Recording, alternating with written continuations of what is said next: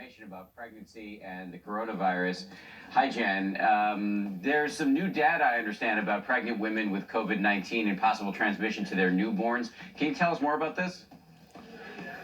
Yeah, very small studies just published in JAMA. They looked at 3 newborns born via C-section to moms who had had COVID-19 and recovered, and found evidence of antibodies in those babies. The babies were well, they were not sick. So it definitely needs more research. We have to underscore this.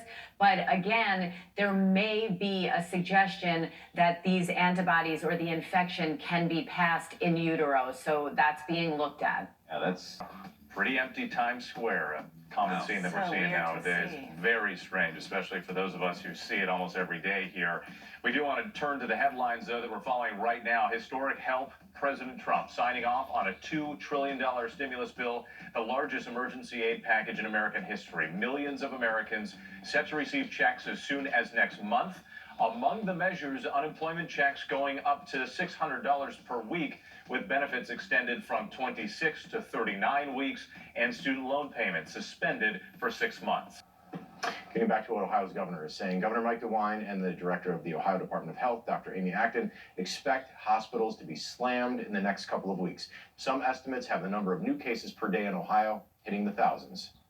And our modeling is now showing that at the peak of this curve, we're now projecting that we may have as many as 10,000 new cases a day.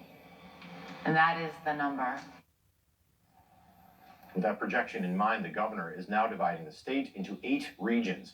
Northwest Ohio is Region 1. The director of each region is expected to have a rough draft of how to build up hospital capacity to prepare for a surge in patients by mid-May, and that is due on the governor's desk 2.5 minutes ago, by 9 o'clock this morning. According to Johns Hopkins University, confirmed coronavirus cases across the United States are close to 104,000.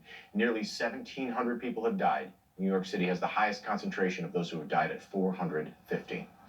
Numbers out of Michigan. There are 3,600 confirmed cases across 58 counties. 92 people have died from COVID-19 in Michigan. As we mentioned earlier, there are 29 cases in Monroe County. Lenawee County has 8 confirmed cases, and Hillsdale has 6. Hospitals in Michigan are scrambling to keep up. Metro Detroit health systems are on the front end and the front lines of this surge. Henry Ford Health Systems in West Bloomfield and Detroit are at capacity. Beaumont is also seeing a spike with roughly 600 coronavirus patients. The motion is adopted. With that, a $2.2 trillion stimulus bill passed the House, and just hours later, President Trump signed it.